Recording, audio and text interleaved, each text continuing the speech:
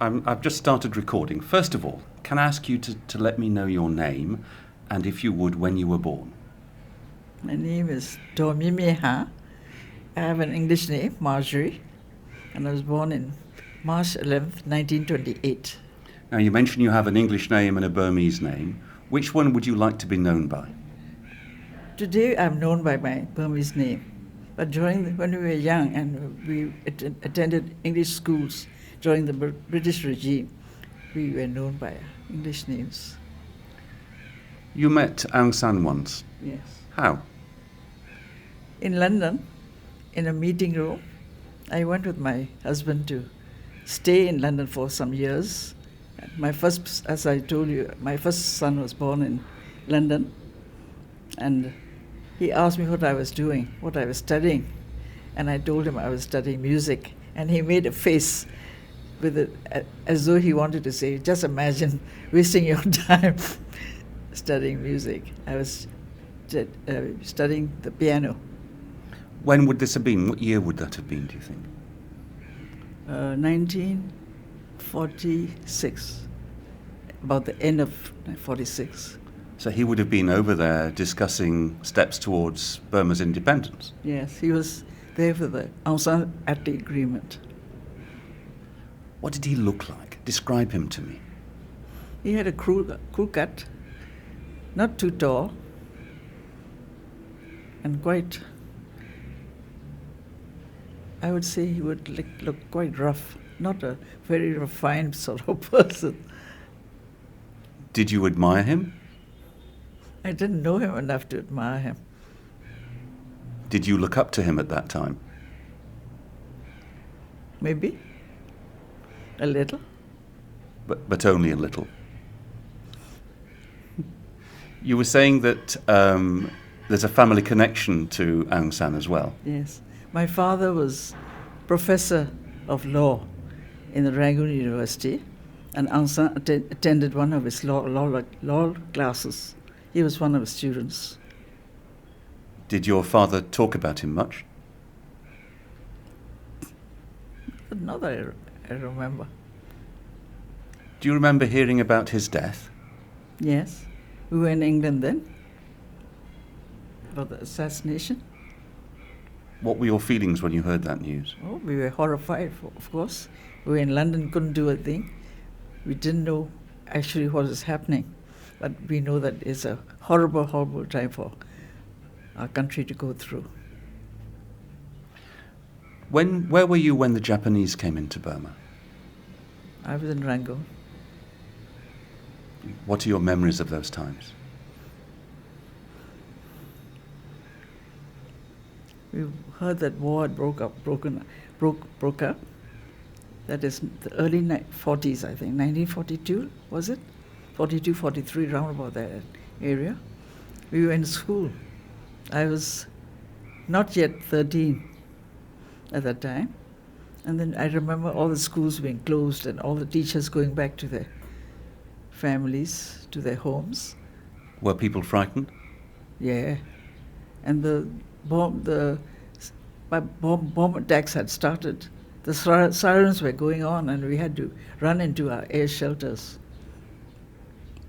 And when did you first see a Japanese soldier? Japanese? Soldier. Soldier.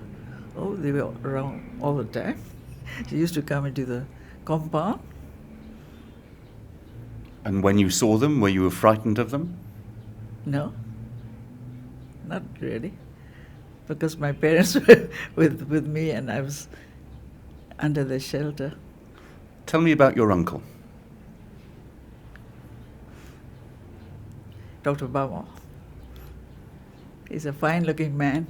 But what was he doing during those war years? How did he become Burma's leader at that time?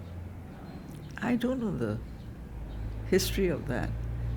Have you ever read his book he had written, Breakthrough in Burma? No, I haven't. No, I must do that, yes. But what memories do you have of that time? I was too young. 12, not even 13 when the war broke out. And I remember my uncle, I know my father was very attached to his brother. never even called him by his name, called him little brother. They were very close. And it was my father who sent him to England to be educated. He himself went to educate himself first, came back, and then he sent his brother with at his own expense. And how did your uncle come to be the Prime Minister? That I don't know. That's a political question I wouldn't answer. How he got into contact with the Japanese, I don't know. But he was one of there were the 30 comrades. Have you heard about them? Aung San was one of them. And so when the Japanese came, your uncle became Prime Minister. Do you have any memories of visiting your uncle at that time? We were often at his ceremonies, his parties, all the ceremonies he had. My elder brother was working under him as secretary of ceremonies, and we often went to visit them. What were things like in Rangoon at that time, with the Japanese military here and with Burma having a lot more freedom than it had before? Freedom, I wouldn't say. But there was a lot of scarcity of commodities and all. We couldn't have bread, butter, no sugar, things like that I remember. And then... But your family was such a powerful family, but even you didn't have bread or butter during the war years. Yeah. And then what happened when the Japanese started leaving Burma? That was the time we were dragged together with the military, the retreating Japanese army from Yangon to Molomai. So when the Japanese military pulled out, your family left with them? My father went with his brother to be with him. I think my uncle must have persuaded him to come. And where did they go? All the way along, we had a lot of experiences I cannot forget. We were stopping, resting at certain villages, and whenever we go into a village, we look out for the village headman's house. We had rest there, and then one time when we were dragged from Bago, that was the first stop in Bago, we had a very bad air raid attack. The little hole was so shallow, and all the family of more than 8 of us were there, and it's a wonder how we escaped. There was a lot of machine gunning, and I think it was a divine hand that kept us safe through that terrible air raid. And then from Bago we went on along the road and stopped at certain villages to have a bath or to have a meal. And Burmese hospitality is such that whenever people come, they find ways and means to offer whatever they have. And were you being escorted by Japanese troops? Oh, all the time. All the Japanese MI was they call him the Kempetai. They were with us in the car. MI is what, military intelligence? Yeah. Military, yes, that's it. And then I remember one incident after the air raid that we were told we have to go hurriedly, quickly, and we had all our clothes and belongings in one suitcase for each one of our families. And suddenly we couldn't find out what to take, what clothes to take, and we hurried off so quickly that we found ourselves in the car taken by the Japanese escorts with nothing, no extra clothing in our hands. We had nothing but the clothes on our back. Were you sad to leave Rangoon with the Japanese? Sad to leave Yangon, yes. I didn't like the Japanese. You didn't like the Japanese? No, of course not. Why not? Too rough, too uncouth, and all the things they did in Rangoon, like very cruel. When thieves are caught, they would keep them out in the sun all day long. And their ways of torture is very frightening. But they were your protectors as well. Yes, in a way. Because the British had left, and I don't know what was happening. And I know that my uncle was in a top place. So you went out of Yangon. Yeah. Where did your uncle go? We went together all in our different cars with our families. Uncle, our family, some other ministers like the Kemia and Ulumbo and I can't remember, a few others, ministers. We all there. And all along we went in a long line of cars, but some stopped here, some stopped there, and we met together in Molway. And that was a time when we had nothing to wear, but only our clothes on our back. So when we wanted to have a bath, I was always told that story to my grandchildren. We had to go to a village called Abia, and there was a headman's wife. She too didn't seem to have many clothes. She had one extra longi, sarong, a black one. So my mother had to take the black sarong longi and have a bath, and while her clothes were being washed and dried in the sun, she had to wait for the clothes to dry, and then she put them on, and she gives the wet longi to the next one. The next person was my sister-in-law, my elder brother's wife. She took her turn. She too put on that black longi, had a bath. Her clothes were hung on the line in the sun. And then when she finished, it was my turn. Then my sister, my younger sister. That's how we had a bath and we had our clothes washed. There was no extra, nothing at all in our hands.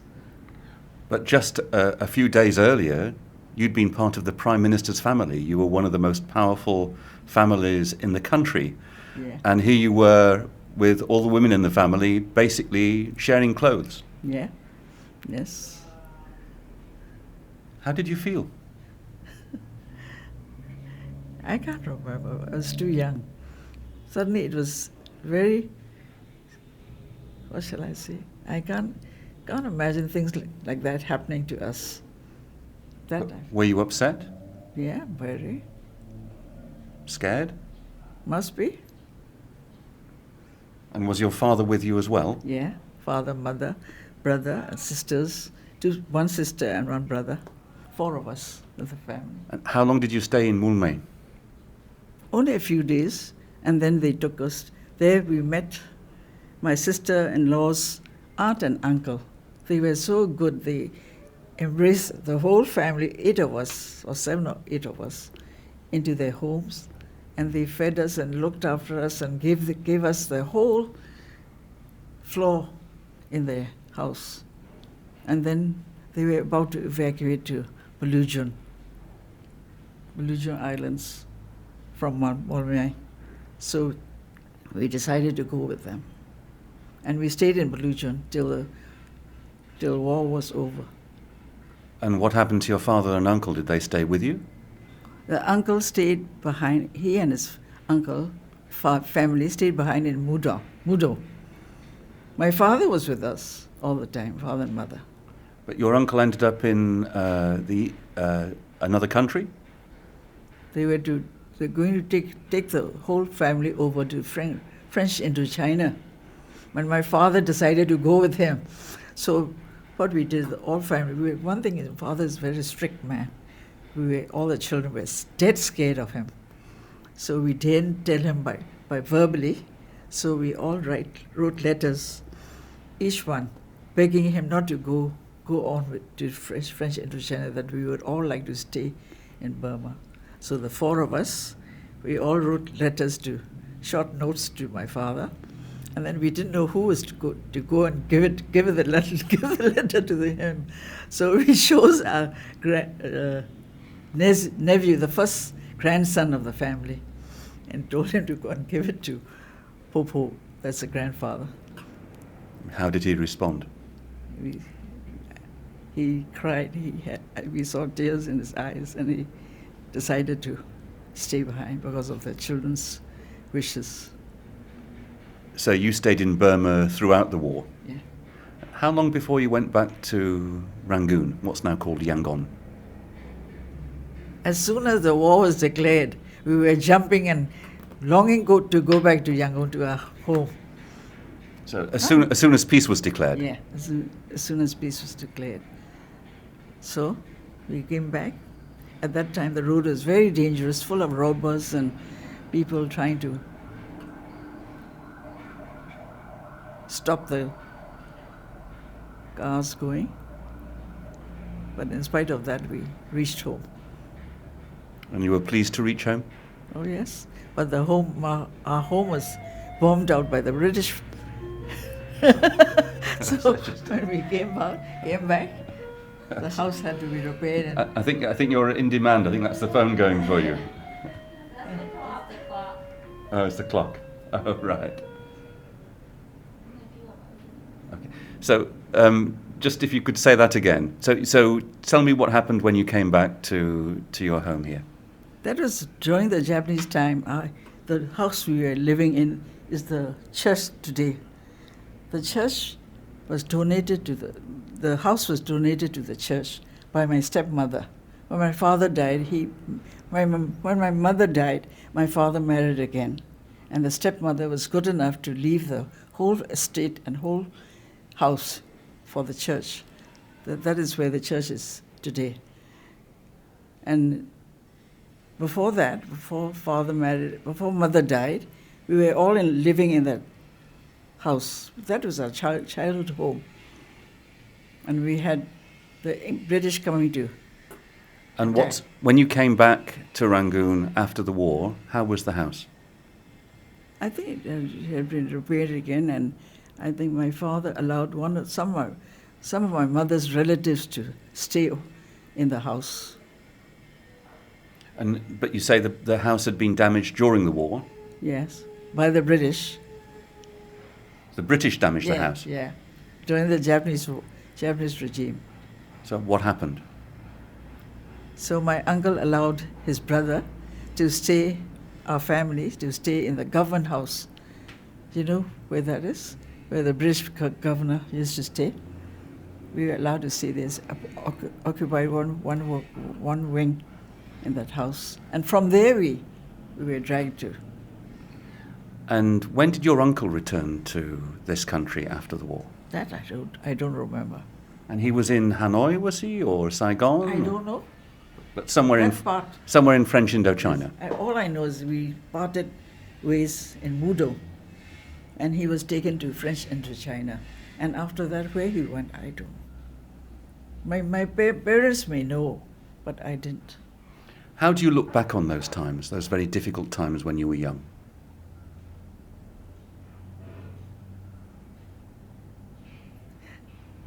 In a way, very difficult and hard.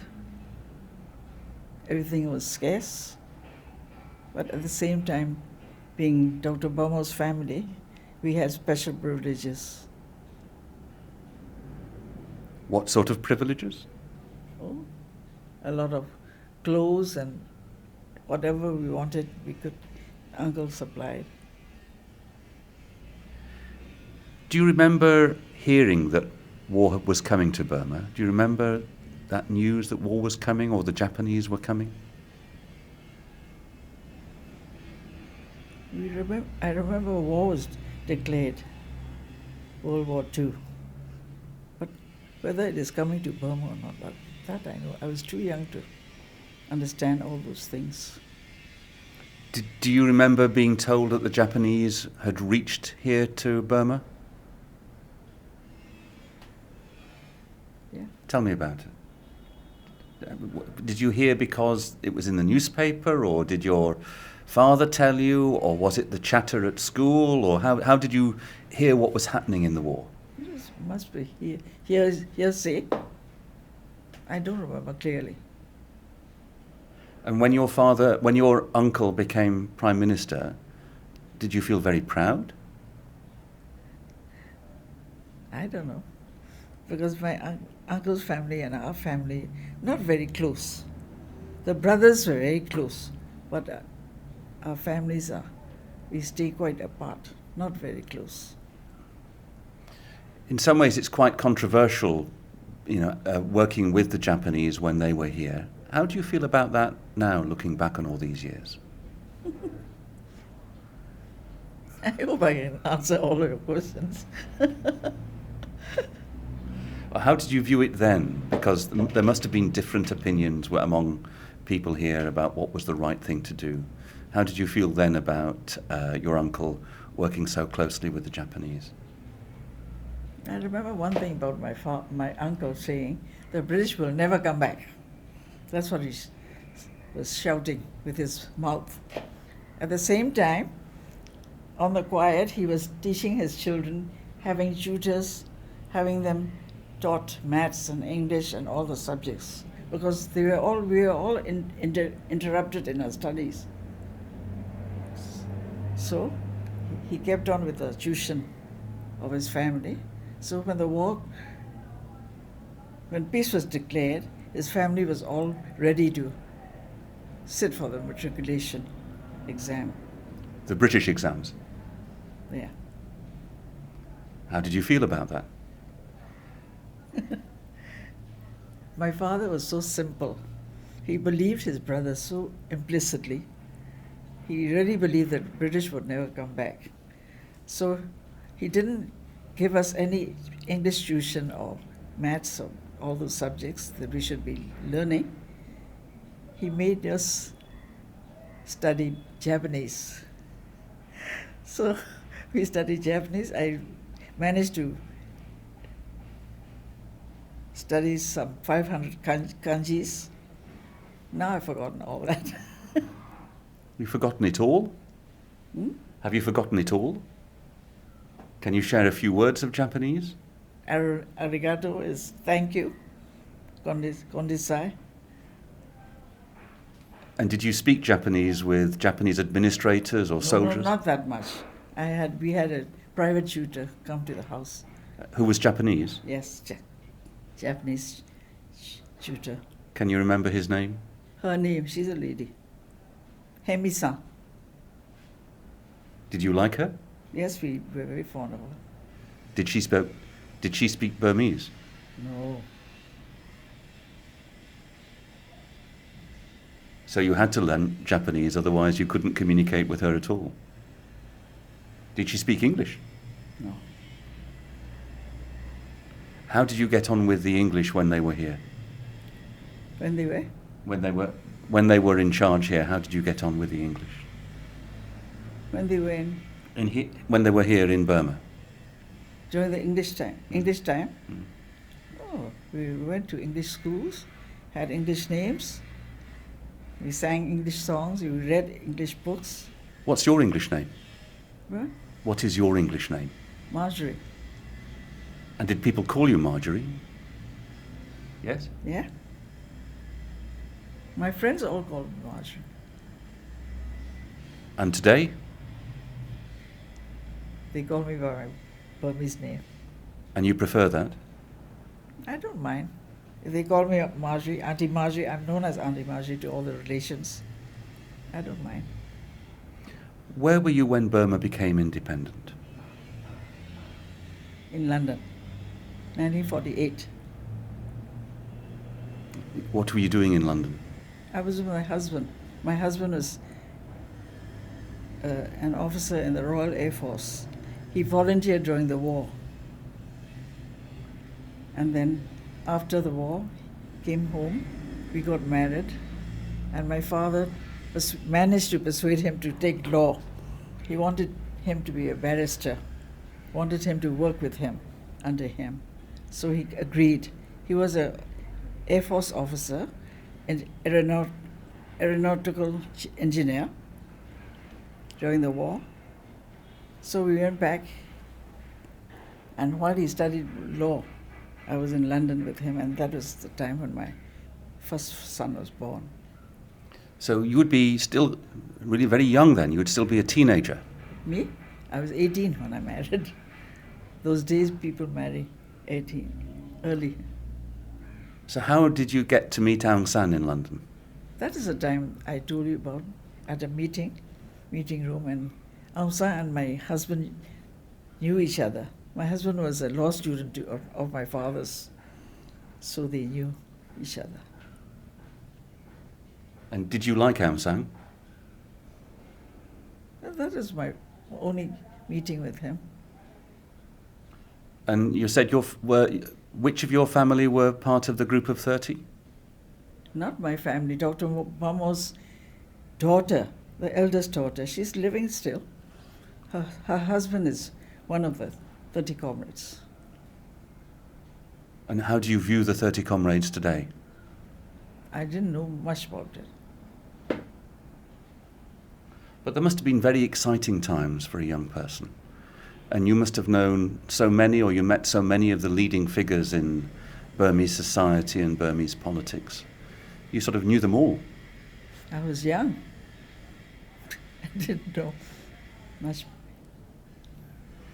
But did you have a sense of excitement that Burma was starting to make its mark on the world? It was becoming independent, that the colonial era was becoming, almost coming to an end? Mm-hmm. Yeah. How did you celebrate Burma's independence when you were in London? Did you go to an event or? Yeah, there was a celebration at the Burmese embassy. The Burmese ambassador was a friend of ours. We were there. How did you feel?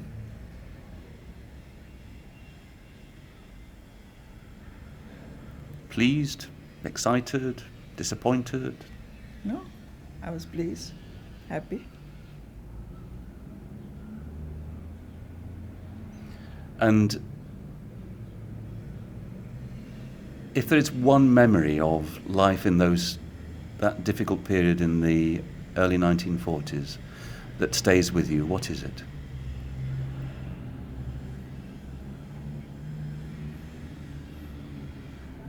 We went through 2 evacuations.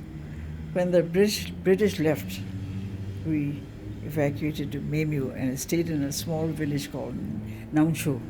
That was the first evacuation. And we had to leave everything, the house, everything, left the house and everything in it with a cook and her husband. When we came back, we found the house completely empty. Furniture, piano, everything is gone. So we had to start from scratch again. Then the second evacuation is when the Japanese were retreating. So you evacuated once when the British pulled out, and you evacuated again when the Japanese pulled out. Yes, that's right. That must have been tough. Painful. Yes. And we had to stay in the village. We had to use the sanitation is awful in Burma, especially in the villages. So we know all that. We've been through all that, all those handicaps. And your children and your grandchildren won't have been through those sort of experiences. No, they wouldn't know. Now I thank God we can live in a good house. Sanitation is modern and up to date and just as we want it. And when I look back, all these experiences, God is teaching us so many lessons. And today we can only praise God for His goodness to us, for His many blessings that we enjoy. Because I, in my 87th year, all my children are around me, except one who's in Hawaii, the eldest son, born in London. He's a retired UN staff. He lives next door. Then the second son is in Hawaii. He's with a family there. The third son is a bachelor. He's roaming around in European tour, going to places. And the youngest is their mother. The youngest, one daughter and 3 sons. So and I praise God because they are all very, very caring for me, because I'm the only one left. the children are. I have nothing to say anything against the children, because God has blessed me with such good children and grandchildren too.